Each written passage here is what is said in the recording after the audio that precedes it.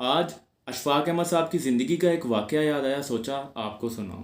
اشفاق صاحب ایک دیہات میں جاتے ہیں، وہاں پہ کسی ایک نقطۂ نظر پہ ایک صوفی بزرگ ہوتے ہیں، ان سے اشفاق احمد کا اختلاف ہو جاتا ہے، اور جب اشفاق احمد وہاں سے جانے لگتے ہیں تو وہ بزرگ روک لیتے ہیں اور کہتے ہیں کہ بیٹا آپ کھانا کھا کے جائیے گا۔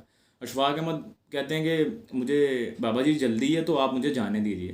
وہ بزرگ پھر روک لیتے ہیں، کہتے ہیں بیٹا آپ مہمان ہو، لہٰذا آپ کھانا کھا کے جائیے گا۔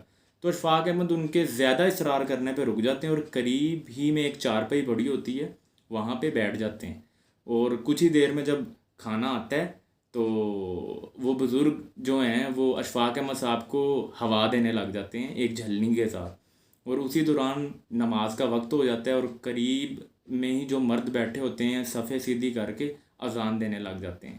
تو اشفاق احمد صاحب بابا جی کو کہتے ہیں بابا جی آپ جا کے نماز پڑھ لیجئے۔ تو بابا جی کہتے ہیں بیٹا تم کھانا کھاؤ۔ پھر کچھ دیر گزرتی ہے، جب جماعت کھڑی ہو جاتی ہے، وہ پھر سے کہتے ہیں اشفاق احمد صاحب کہ بابا جی آپ جا کے نماز پڑھ لیجئے۔ تو وہ بزرگ پھر کہتے ہیں پتر تو کھانا کھا۔ تو تھوڑا سا وقفہ جب اور گزرتا ہے، اشفاق احمد پھر کہتے ہیں کہ آپ اطمینان رکھیں، میں کھانا کھا رہا ہوں، آپ جا کے نماز پڑھ لیں۔ اور اس بزرگ کے جو گولڈن ورڈز ہوتے ہیں وہ اشفاق احمد صاحب کی طرف دیکھتے ہیں اور کہتے ہیں پتر عبادت دی قضا ہے پر انسانیت دی قضا کوئی نہیں۔